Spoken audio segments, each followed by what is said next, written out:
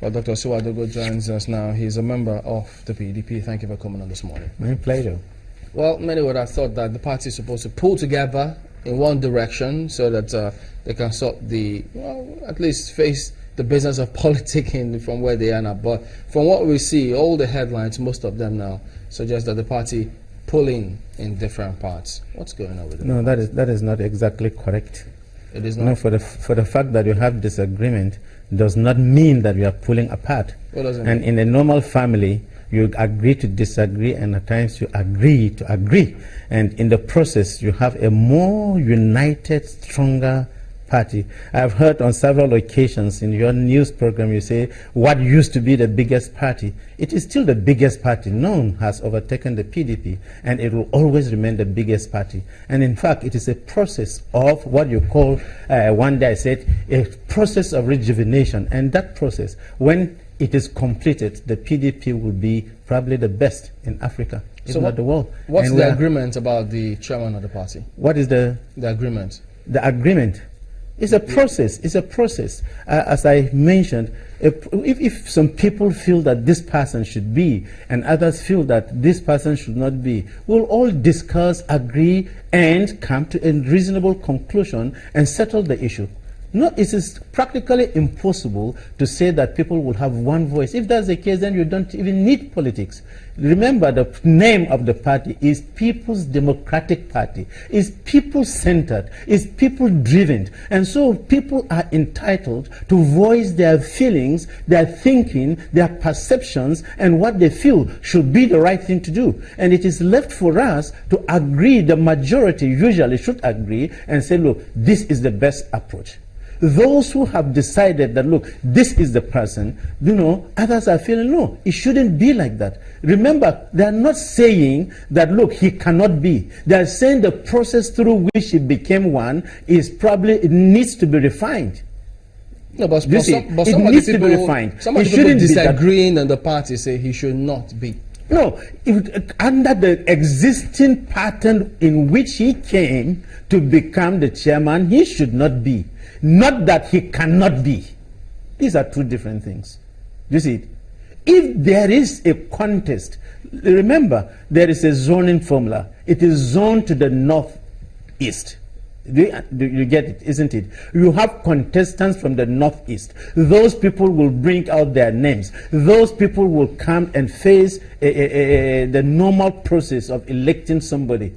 Not the process of what many people feel is an imposition. These are two different things. Do you see it?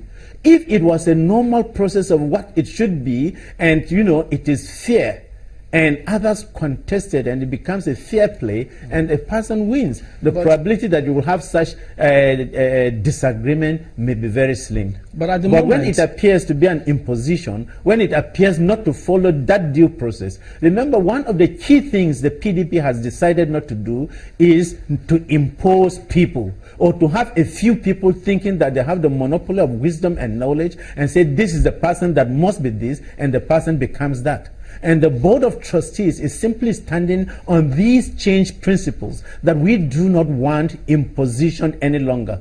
Of course, anybody who is a member of the party and fulfills all the conditions as set out in the constitution of the PDP, can and could be following the due process of the elections. Do you think he fulfilled the processes? I don't think so. What were the processes that he didn't fulfill? What are the processes? Because what it seemed happened was that they couldn't reach a consensus, and then they went into balloting. How is that his fault? No, you have to understand that, look, from the northeast itself, was there a process, and did those people, that's the beginning, was there any perception like that, look, this person was interested and he was going to be a contestant? It is not when you come, then you just bring somebody and say, this is the person that will be. And it is not the exclusive preserve of the Governors Forum. Do you see? If they have carried everybody along, probably you wouldn't. Preserve? No, it's not. If they have carried everybody along, maybe it wouldn't be like that. We had thought that the Governors Forum of the PDP Governors Forum was very instrumental and powerful in setting an agenda for the PDP. In fact, let me tell you, one of the problems we have in Nigeria is giving the governors forum too much powers, whether at different parties or at the national level. And I have said it here times without number that, look, it is a wrong thing to do. In the first place, the governors forum, what things positively have they brought about to the nation? We take the Northern Governors Forum that has existed since time immemorial, even during the military regime. What positive contribution has that brought to the North? Name one, let me know.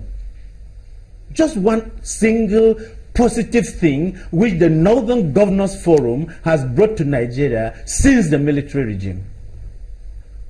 And so it is not because they are in control of resources and they use those resources to oppress others. No, it shouldn't be.